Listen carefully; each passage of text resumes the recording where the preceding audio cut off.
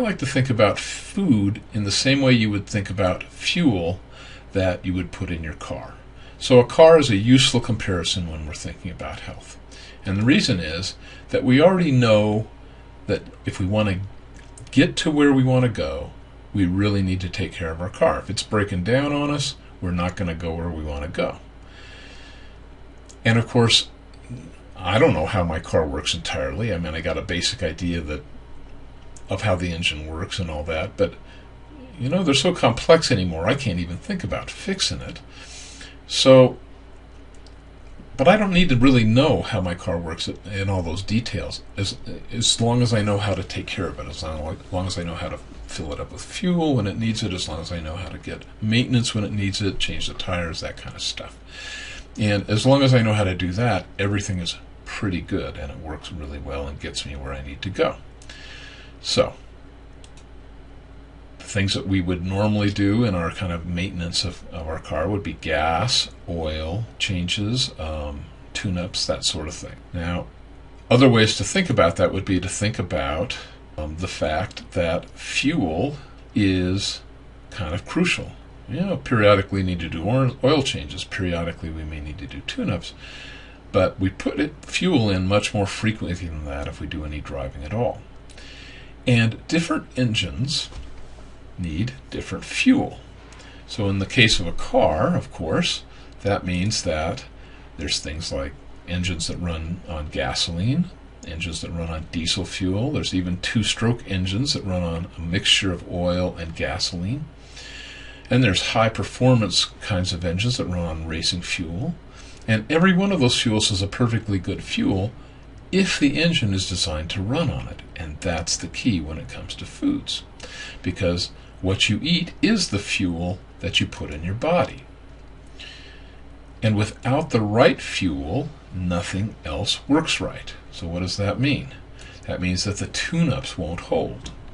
And so the tune-ups for a body, the examples might be things like chiropractic care or acupuncture or massage, or even things like exercise and that sort of thing.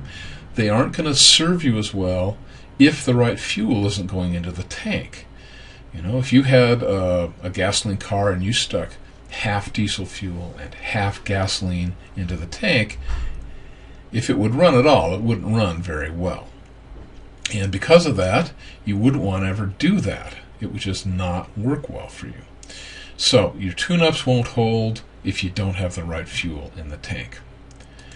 And not only that, but you can't compensate for the wrong fuel going in the tank by sticking in fuel additive. You can't stick, STP gas treatment in your gasoline car if you're sticking diesel fuel in it. It's not going to make up the difference. The fuel is going to win just by sheer volume.